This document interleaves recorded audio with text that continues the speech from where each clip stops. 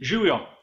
31. maja 2019 ste lahko prvič opazili to. Pozdravljeni! Danes bom spregovoril o konceptu bolida Ferrari SF90. In vem, danes, ko se oziram nazaj, bi marsikaj posnel drugače, uporabil kako drugo tehniko, a v naslednjih letih bom imel verjetno isto mnenje o tistim, kar delam danes. A brez skrbi, zagotovo posnel bi.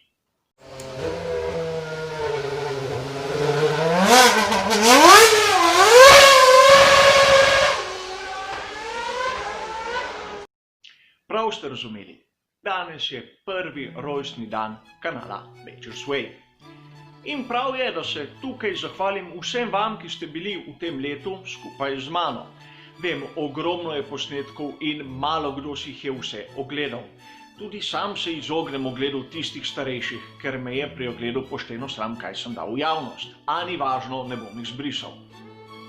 In hvala vsem vam, ki ste mi bili ob strani z nasveti, vprašanji, kritikami, katere so bile pogosto konstruktivne, plusi, minusi in vsemi ogledi.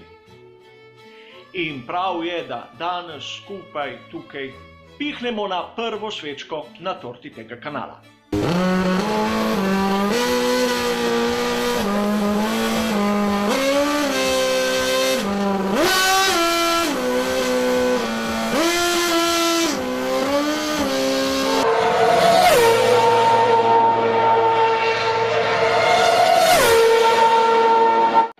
Ste verjetno že razumeli, ta prispevek se ne bo toliko dotikal Formule 1 kot take, temveč samega kanala, moje strasti do tega športa in vaših vprašanj, ki ste jih zastavili. In začnimo kar s prvim, zakaj je sploh ta kanal nastal. Kot vam je jasno, nastal je že po začetku sezone in to v trenutku, ko sem bil sam izjemno osebno razočaran. Predtem sem sodeloval z nekim portalom, kjer sem pisal članke. Dobre, slabe, povprečne, vsak ima lahko o tem svoje mnenje. A prišli smo do neke točke, kjer moja vizija razvoja pač ni bila več tisto, kar sem čutil, da je smer tega vira. Zato sem se odločil iti proč. Zakaj sem šel proč? Kajti sam mislim, da je potrebno meje premikati naprej. Koliko si nekako želiš doseči neko mejo, si bil že tam, kjer je bil nekdo pred teboj. In seveda, vsak si lahko napiše na svoji naslovni strani, da je najboljši, najhitrejši, najstarejši in ne vem še kaj vse, a treba je to dokazovati vsak dan, kolikor se loviš v neko rutino, ne. To ni ne moje razmišljanje, ne tisto bistvo Formule 1. Kajti v Formuli 1, dokler nisi dal vsega, kar lahko, nisi dal nič. In takrat, v tistem trenutku, izjemno težkem trenutku, se še zmeraj spomnim besedo nekoga izmed vas, kateri je rekel: kaj te briga narediti tako, da boš zadovoljen? In sedaj, po letu dni prispevkov, še zmeraj nisem pravzaprav zadovoljen s tistim, kar sem naredil, a zagotovo sem na poti do tega zadovoljstva, da bom en dan lahko rekel: glej, to je pa v redu.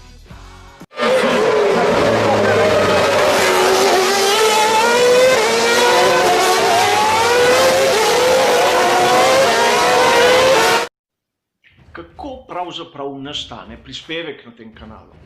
Pot je izjemno dolga in mnogi si mislijo, da za tistih 5, no sedaj je sicer okrog 10 minut, je malce manj dela, kot ga je v resnici. Najprej si je treba izmisliti temo, kaj pravzaprav se bo govorilo tisti določen dan. Na to je treba prebrati marsikaj, da se ne govori čistih bedarij, nebuloz, netočnosti, nepravilnosti in še zmeraj se lahko prikrade kaka napaka. Na to je treba izbrati slike in filme, kateri ne smejo biti zaščiteni s kakimi posebnimi avtorskimi pravicami. Isto gre za glasbo, čeprav je tam okrog ogromno kritik. Na to je treba stvar posneti in posneto je na čisto navadni telefon, kjer sem si dovolil edini luksus malo boljšega mikrofona, a tudi ta je z druge roke. Vse zato, da dokažem, da se da tudi z osnovnimi sredstvi nekaj narediti in ponavadi lahko tudi boljše, kot si marsikdo lahko predstavlja. No, ko je to narejeno, ponavadi lahko snemam določen del tudi 35krat, če je prav zares slab dan, je treba vse skupaj zmontirati, to se pravi spraviti skupaj vse kose, odrezati kakšne napačne dele ven, dodati slike, dodati napise, dodati tisto glasbo na koncu in vse skupaj spraviti v en fajl, katerega se potem naloži na YouTube in seveda obvesti vse tiste, ki bi jih lahko to zanimalo. Koliko to traja na dan? Recimo tako, če ocenim neko povprečje, lahko tudi 3 ure. Mi je težko? Ne. Delam s strastjo in dokler bom imel strast, verjemite, en posnetek na dan bom naredil. Ko si bom začel iskati izgovore, da danes pač ne, rajši jutri 2, takrat bo prvi znak, da moja strast ni več tista prava.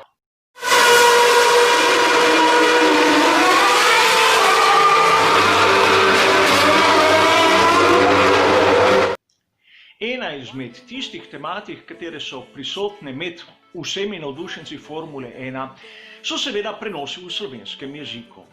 Nekaterim so všeč, drugim ne in sam priznam, da sem bil od vsega začetka na strani tistih bolj kritičnih.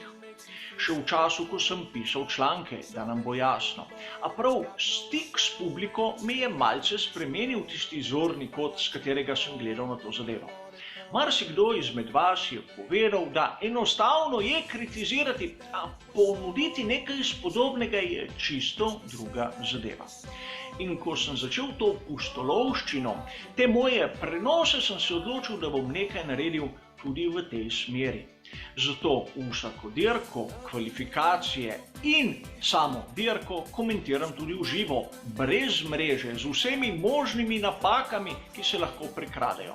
Seveda vsemi omejitvami, ki mi jih dajo avtorske pravice, katere nimam, a vseeno, kdor želi, ima možnost in seveda ne mislim, da sem ne vem kak biser, ne vem koliko boljši od nekoga drugega, a vsak ima na možnost izbiro in seveda prosto kritiko.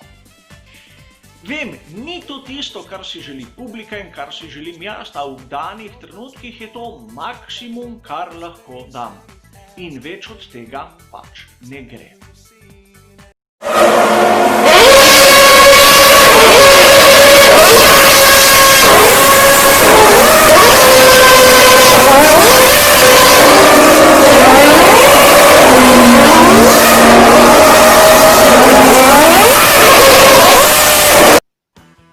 Ne smemo pa mimo mene, mojih navijaških strasti, mojih najljubših v Formuli 1 in tu marsikdo, kateri ne sledi tako pogosto kanalu, bo lahko presenečen. Namreč v raznih debatah v preteklosti, in to v eni in iste debati, sem bil označen kot strastni navijač Mercedesa, na drugi strani strastni navijač Ferrarija in priznam, tudi sam sem bil rahlo zmeden. A resnica je bistveno drugačna in malce bolj tragična, namreč sam sem podpornik tiste klasične ekipe Lotus Collina Chapmana, torej od leta 1994 nimam več ekipe v Formuli 1, kar me po svoje naredi malce bolj objektivnega, a po drugi strani nima več tiste strasti, katero zavidam marsikomu izmed vas. A vseeno, zmeraj si skušam pričarati neko objektivnost v tistih svojih mnenjih, čeprav vem, da totalne objektivnosti ni. Ne bi pa rad nikoli bil tak kot nekateri komentatorji, kateri si dovolijo sredi prenosa za celo sezono izključiti nekoga samo zato, ker jim ni všeč, ker ne razumejo njegovih manevrov in tudi ne razumejo pravilnika. In to mislim, da je tisto, kar škodi Formuli 1. Vi lahko navijate za vsakogar, kogar imate radi, pa naj si bo prvi, zadnji ali pa oni vmes. A nihče si ne sme dovoliti na kakršnem koli prenosu, članku ali drugem mediju, da vam vašega junaka tlači v nič brez argumenta. Vsak se lahko zmoti, smo ljudje, prekrši pravilnik, a jasno je, za kak prekršek je kaka kazen, če se seveda zgodi. A govoriti tako povprek v smislu, važno, da on ne pride do konca, da bo naš zmagal, je daleč od tistega, kar je Formula 1. In tisti, ki tega ne razume, pač ni za ta šport. To je pa moje osebno mnenje. V glavnem za to prvo obletnico kanala je dovolj. Hvala vsem, ki ste bili z mano tu v tem prispevku in vseh tistih prejšnjih, morda enkrat, morda večkrat in upam, da se vidimo nazaj, ko bomo upihnili drugo svečko. Hvala za vašo pozornost, pa nasvidenje.